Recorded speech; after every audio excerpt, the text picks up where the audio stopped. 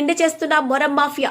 నిజామాబాద్ జిల్లా వర్ణి మండల్ గ్రామ పంచాయతీ తగిలేపల్లి గ్రామ శివారు అటవీ ప్రాంతం నుండి దర్జాగా మొరం ట్రాక్టర్ ట్రాలీ ద్వారా మొరం తరలింపు ఎటువంటి పర్మిషన్ తీసుకోకుండా ఇటు మైనింగ్ అధికారుల నుండి లేదా రెవెన్యూ అధికారుల నుండి పర్మిషన్ తీసుకోకుండా పగలు రాత్రి అనే తేడా లేకుండా పచ్చని అడవుల్ని ధ్వంసం చేసుకుంటూ మొరం తరలిస్తున్నారు.